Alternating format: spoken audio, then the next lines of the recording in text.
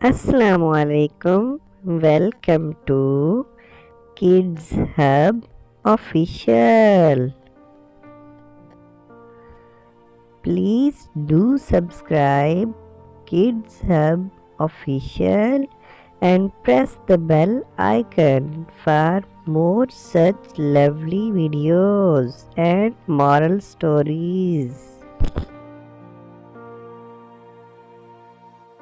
जी तो प्यारे बच्चों, आज की कहानी बहुत ही ज़्यादा इंटरेस्टिंग होने वाली है और आज की कहानी है जंगल में रहने वाले एक बहुत ही जालिम शेर की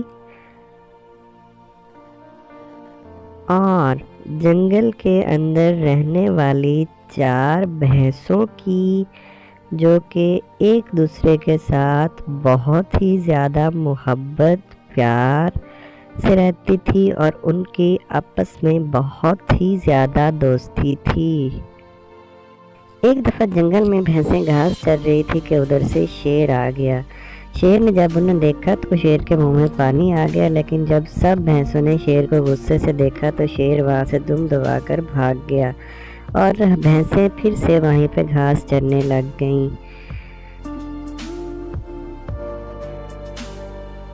शेर को भैंसों की ये बात बहुत परेशान कर रही थी और सोच रहा था कि जंगल का बादशाह तो मैं हूँ, लेकिन यहाँ पे बादशाहों की तरह रह भैंसें रही हैं। और वो फिर सोचता है कि काश ये भैंसें एक दूसरे से लड़ पड़ती और अलग-अलग हो जाती और फिर मैं इन सबको मज़े से खा लेता।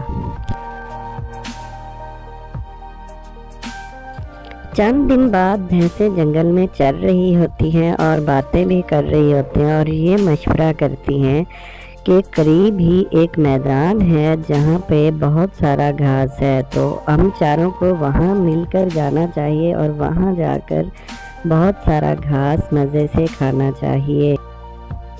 उन भैंसों को ये भी डर था कि शेर हमें खाने का सोच रहा है, इसलिए वो सब मिलकर रहती थीं और उन्होंने इस सब बातचीत के नतीजे में ये मशवरा किया कि हम चारों मिलकर उस मैदान की तरफ जाएंगे और वहाँ पे जाके मौजूद सारी घास खा लेंगे। तो उसके बाद वो चारों भैंसें जंगल से चल के उस घास वाले ग्राउंड की तरफ चले गए।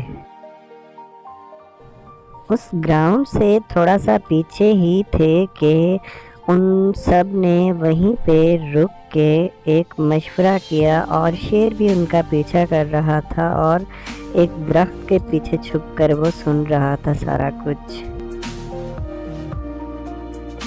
हुआ कुछ यूँ कि उन चारों भैंसों में से 2 भैंसों ने कहा कि ऐसे करते हैं, हम दोनों आगे ग्राउंड की तरफ जाते हैं और घास चरते हैं और आप दोनों यहीं पे खड़े होकर पहरा दो। इस बात को सुनकर बाकी दोनों भैंसों ने कहा कि नहीं, हम भी घास चरना चाहते हैं, तो हम उधर जाते हैं और तुम दोनों यहीं खड़े होकर पहरा दो कि शेर कहीं से ना आ जाए और हमें खा ना जाए। फिर इसी बहस में चारों में बहुत ज़्यादा लड़ाई हो गई और वो चारों अलग-अलग उस ग्राउंड में घास चरने के लिए चली गईं और शेर भी ये सारा माजरा देख रहा था। इसलिए शेर फ़ौरन उस ग्राउंड में पहुंच गया और भाग भाग के एक एक भैंस को पकड़कर खा गया। तो बच्चों, आपने इस कहानी से क्या सीखा कि जब तक आप इत्तेफाक में रहोगे तो ज़िंदा रहोगे। जैसे ये भैंसें अपना इत्तेफाक ख़त्म करके अलग-अलग हो गई तो वो सब मारी गईं, तो इसीलिए हमें इत्तेफाक से रहना चाहिए। तो इसी के साथ ही आज की कहानी का इख्तिताम करते हैं। इजाज़त दीजिए, अल्लाह हाफिज़। लेकिन मेरे चैनल को सब्सक्राइब करना ना भूलिएगा। अल्लाह हाफिज़।